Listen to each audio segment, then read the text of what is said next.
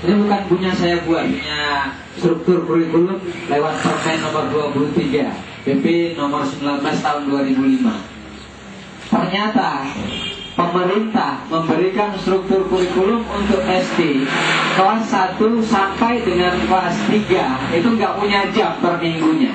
Tapi prakteknya hari ini tiap mata pelajaran yang di kelas rendah dikasih jam.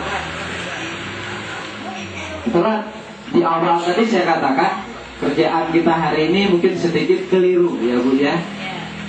Dasarnya ini, dasar hukumnya ini. Kalau ditanya permennya, Permen nomor 22 tahun 2005 dikuatkan oleh PP nomor 19 tahun 2005. Induknya itu adalah Undang-Undang nomor 20 Undang-Undang Pendidikan Sidiknas tahun 2003. Itu produk hukumnya itu datangnya dari situ.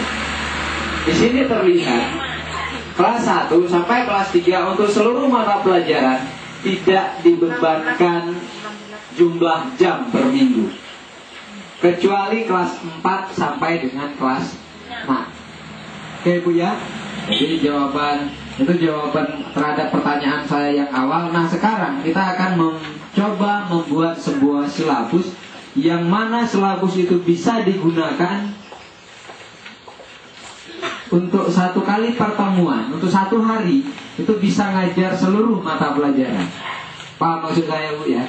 Kalau sekarang Ibu membuat silabus matematika 1 silabus, IPA 1 silabus, kan kira-kira seperti itu.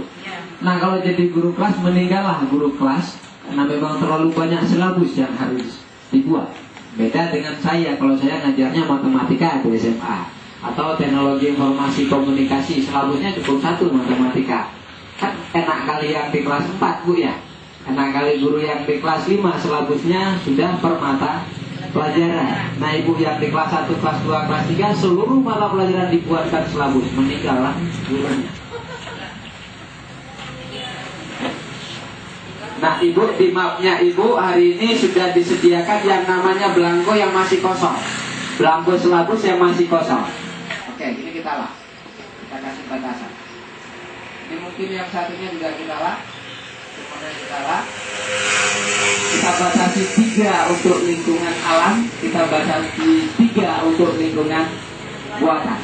Yang pertama apa yang kita harapkan sama anak-anak? Anak-anak mampu menyebutkan hutan sebagai lingkungan alam dan mampu menyebutkan kolam sebagai lingkungan buatan. Atau yang pertama muncul adalah menyebutkan ya.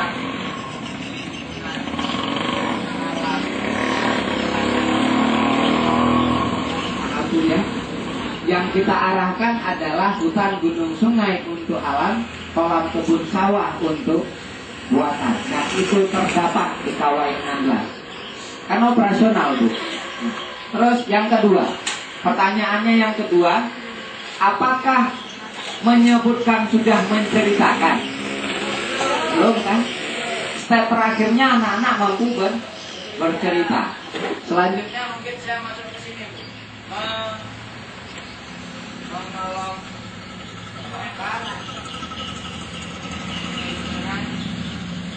alam dan buatan. Artinya nanti saya buat LKS seperti ini menurut saya Bu ya. Nanti kalau Ibu nggak pakai juga nggak soal. Ini yang menurut saya. Kalau saya guru seperti ini. Kan kalau Ibu guru mungkin kan pemahamannya. Nanti saya buat satu LKS yang bentuknya seperti ini.